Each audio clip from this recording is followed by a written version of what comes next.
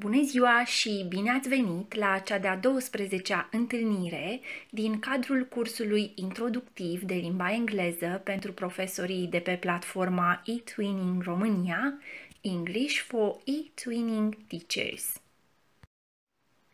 Astăzi vom începe să învățăm despre timpurile prezentului în limba engleză, mai exact despre prezentul simplu și prezentul continuu.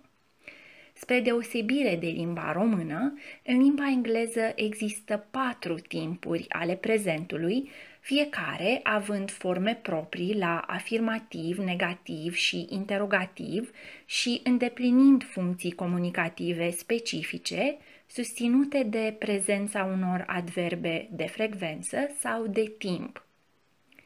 Timpul prezent simplu, present tense simple, este identic la afirmativ cu forma scurtă de infinitiv, forma de bază din dicționar a verbului, singura excepție fiind la persoana a treia singular, când se adaugă terminația s sau es. Două excepții notabile sunt verbele to be, a fi, și to have, a avea, care, la prezent simplu, au formele am, are, is și have, has. La prezent simplu, afirmativ, verbele terminate în o, ch, sh, ws, wz și x primesc terminația s la persoana a treia singular. He goes, she does, he watches, she washes, he misses, it buzzes, he fixes, iar verbele terminate în Y, precedat de o consoană, îl transformă pe Y în I înainte de a primi terminația S la persoana a treia singular. I study, he or she studies. I fly, it flies. Forma de negativ se construiește cu auxiliarul do sau does la persoana a treia singular, împreună cu particula not și forma de infinitiv a verbului, formele contrase ale negativului fiind don't sau doesn't, plus infinitivul verbului de conjugat. I do not know this man. I don't know this man. She does not understand that word. She doesn't understand that word.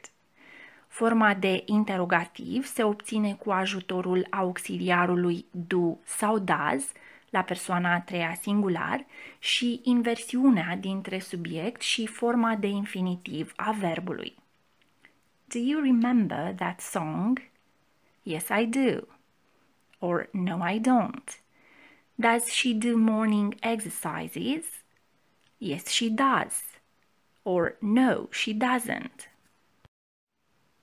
Pentru a înțelege mai bine, vă propun să urmărim conjugarea verbului to speak, a vorbi, la prezent simplu afirmativ, negativ și interogativ. I speak, you speak, he speaks, she speaks, it speaks, we speak, you speak, they speak. I do not speak. You do not speak. He does not speak. She does not speak. It does not speak. We do not speak. You do not speak. They do not speak. Putem, de asemenea, să folosim la negativ și formele contrase. I don't speak. You don't speak. He doesn't speak. She doesn't speak. It doesn't speak. We don't speak. You don't speak. They don't speak. Iar la interogativ, do I speak? Do you speak? Does he speak? Does she speak? Does it speak? Do we speak? Do you speak? Do they speak? Iată și care sunt principalele funcții comunicative ale prezentului simplu.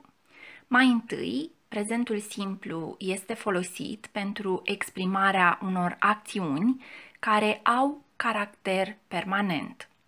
I live in a small town. She has a twin brother. He fixes watches for a living. De asemenea, prezentul simplu este folosit și pentru exprimarea unor activități cotidiene, așa numitele routines, a unor acțiuni repetate sau a unor obiceiuri, habits, susținute de prezența unor adverbe de frecvență sau de timp specifice. Never, rarely, seldom, sometimes, regularly, as a rule, usually, often, always, ever, every morning, every week, twice a month. I always go to school by car. She teaches English to third graders every Monday and Friday. He doesn't wake up at 7 a.m. at the weekend. Do you drink coffee every morning? We don't visit our relatives abroad very often. Do these students ever follow the rules? Alte funcții comunicative ale prezentului simplu includ și exprimarea unor adevăruri generale, legi sau definiții în conținuturi tehnice și științifice, dar și pentru exprimarea unor proverbe și zicători. Water freezes at 0 degrees Celsius and boils at 100 degrees Celsius. The sun rises in the east and sets in the west. The early bird catches the worm. One swallow doesn't make a summer. Actions speak louder than words. Trebuie subliniat faptul că proverbele și zicătorile nu se traduc, ci sunt asociate cu versiuni deja existente într-un anumit spațiu cultural. O altă funcție comunicativă, de data aceasta excepțională, se referă la folosirea prezentului simplu în comentarii sportive, demonstrații și indicații scenice sau regizorale care au loc în momentul vorbirii. Messi sends the ball over the defense line and scores a magnificent goal. In a bowl, we whisk together the eggs, milk, and melted butter. The princess enters the ballroom and walks towards the prince. Prezentul simplu îndeplinește și o funcție de viitor. Mai exact, poate fi folosit pentru exprimarea unor acțiuni care urmează să aibă loc în viitorul apropiat, ca urmare a unui aranjament oficial în conformitate cu un program, itinerariu sau cu orarul unor mijloace de transport, de obicei împreună cu un adverb de timp la viitor. The British Prime Minister leaves for India tomorrow morning. We arrive in London at 8 p.m. on Wednesday and spend the night at the Rose Park Hotel. The plane takes off at 7:25 and lands in Paris at 9:45. Present tense continuous sau prezentul continuu se construiește cu forma verbului to be la prezent simplu și verbul de conjugat cu terminația ing. Haideți să urmărim împreună conjugarea verbului to speak, a vorbi, la prezent continuu, afirmativ, negativ și interogativ. I am speaking. You are speaking. He is speaking. She is speaking. It is speaking. We are speaking. You are speaking. They are speaking. I am not speaking. You are not speaking. He is not speaking. She is not speaking. It is not speaking. We are not speaking. You are not speaking. They are not speaking. Am I speaking? Are you speaking? Is he speaking? Is she speaking? Is it speaking? Are we speaking? Are you speaking? Are they speaking? La afirmativ putem folosi și formele contrase ale auxiliarului to be, I'm, you're, his, she's, it's, we're, you're, they're, iar la negativ, formele contrase sunt I'm not, you aren't, he isn't, she isn't, it isn't, we aren't, you aren't, they aren't. Iată și care sunt principalele funcții comunicative ale prezentului continuu. Mai întâi, prezentul continuu este folosit pentru exprimarea unor activități aflate în desfășurare în momentul vorbirii, activități susținute de prezența unor expresii sau adverbe de timp specifice. Look, the train is leaving the station. The manager is just speaking on the phone. I'm not doing anything important at the moment. What are you thinking about right now? De asemenea, prezentul continuu se folosește și pentru exprimarea unor acțiuni cu un caracter temporar, de obicei prezentate în contrast cu alte acțiuni care au un caracter mai general. We are revising the present tenses at English this week. He usually walks to work, but this morning, because of the rain, he's driving. She's staying at her grandparents' this summer. We're watching an American TV series at present. Alte funcții comunicative ale prezentului continuu se referă la exprimarea unor acțiuni care reflectă un proces, o schimbare progresivă sau o evoluție.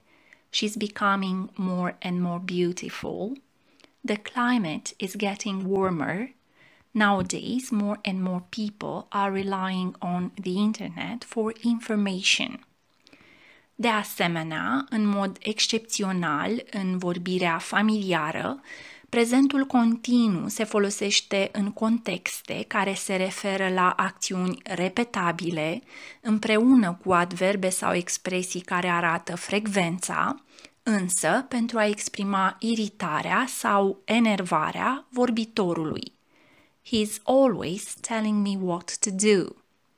My deskmate is never asking for permission to borrow my things. I'm constantly losing my car keys. Și prezentul continuu este utilizat pentru a exprima viitorul, mai exact, pentru exprimarea unor planuri sau a unor aranjamente personale pentru viitorul apropiat împreună cu un adverb de timp la viitor. I'm going out for dinner with my parents this evening. She's meeting her lawyers tomorrow at noon. My former colleagues are visiting me this Saturday. Există și câteva reguli de ortografie specifice aspectului continuu. Verbele terminate în litera E, precedată de o consoană, pierd vocala finală când primesc terminația in G. I'm writing a birthday card now. She's just giving him a gift. Verbele formate dintr-o singură silabă, care se termină într-o consoană precedată de o vocală, dublează consoana finală când primesc terminația in G. I'm running. The kids are swimming in the pool. Verbele terminate în IE, când primesc terminația in G, transformă IE în Y. I know he's lying. She's tying her shoelaces.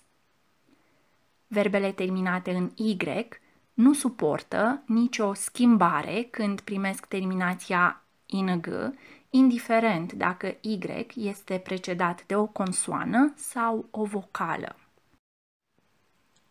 Este important de subliniat faptul că există și verbe care nu pot fi folosite de regulă la aspectul continuu.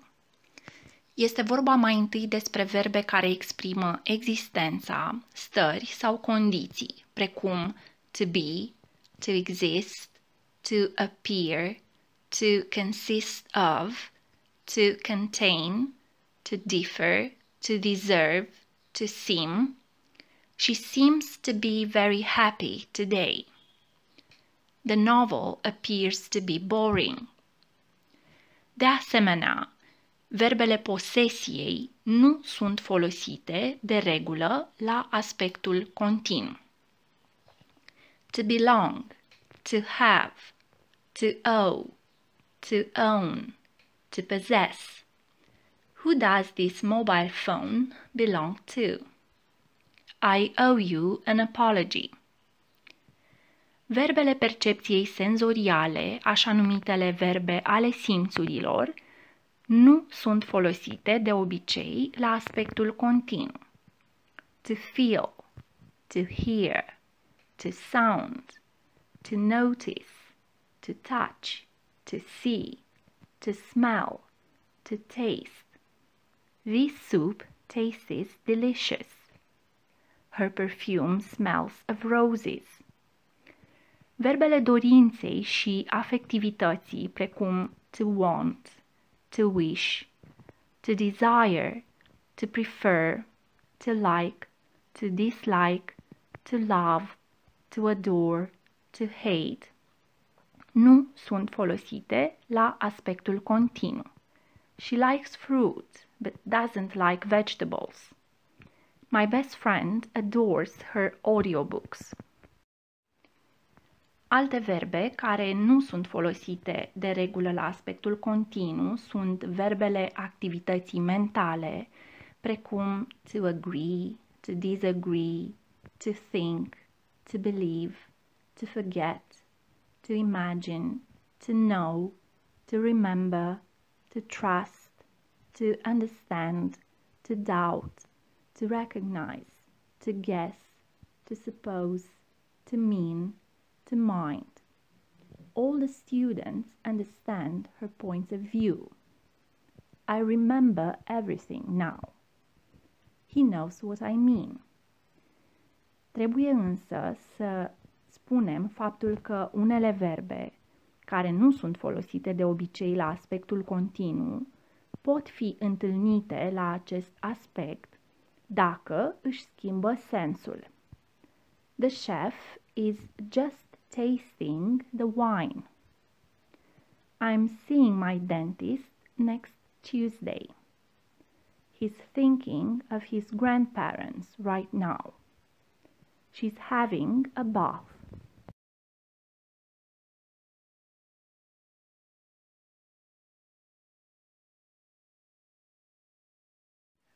Iată și care sunt răspunsurile corecte. 1. My uncle watches the news on TV every evening. Unchiul meu urmărește știrile la televizor în fiecare seară. 2. Listen. Someone is singing our favorite song. Ascultă. Cineva cântă cântecul nostru preferat. 3. You can't speak with Susan now. She's taking a shower. Tu nu poți vorbi cu Susan acum. Ea face un duș. 4. Close the window. It is raining heavily outside. Închide fereastra. Plouă torențial afară. 5. We normally eat dinner at home. În mod normal, mâncăm cina acasă. 6. This evening we are having dinner at an Italian restaurant. În seara aceasta, noi mâncăm cina la un restaurant cu cu specific italienesc. 7. Mia does not go or doesn't go shopping very often. Mia nu merge foarte des la cumpărături. 8. This girl is always asking me silly questions. Fetița aceasta îmi adresează întotdeauna întrebări stupide. 9. Let's go home. It is getting darker and colder. Hai să mergem acasă. Se întunecă și se răcește temperatura. 10. The students are not studying for the test at the moment. Studenții sau elevii nu învață pentru test în acest moment. 11. Today I'm wearing blue jeans and a white t-shirt. Astăzi sunt îmbrăcată cu pantaloni albaștri din denim și un tricou alb. 12. She wants to buy a new laptop for her son. Ea dorește să cumpere un laptop nou pentru fiul ei. 13. My neighbor is returning from Germany tomorrow. Vecinul meu sau vecina mea se întoarce din Germania mâine. 14. The train leaves at 9:15 from platform 6. Trenul pleacă la ora 9:15 de la peronul 6. 15. Your father works 10 hours a day. Tatăl tău muncește 10 ore pe zi. 16. What does she do? She is an accountant. Cu ce se ocupă ea? Ea este contabil. 17. Rain seldom falls in the desert. Ploaia rareori cade în deșert. 18. Her voice is changing. Vocea ei este în schimbare. 19. The monsoon comes once or twice a year. Musonul vine o dată sau de 2 ori pe an. 20. More and more teenagers are becoming addicted to social media these days. Din ce în ce mai mulți adolescenți devin dependenți de social media zilele acestea. 21. I can't go out this afternoon. I'm revising for my biology test. Nu pot să ies în oraș în această după-amiază. Recapitulez pentru testul la biologie. 22. This pair of shoes costs 150 euros. Această pereche de pantofi costă 150 de euro. 23. Mr. Dean is teaching French this semester because Mrs. Zeller is ill. Domnul Dean predă limba franceză semestrul acesta, deoarece doamna Zeller este bolnavă. 24. They live in a modern house. Ei locuiesc într-o casă modernă. 25. Washington lies on the Potomac River. Washingtonul este situat pe râul Potomac.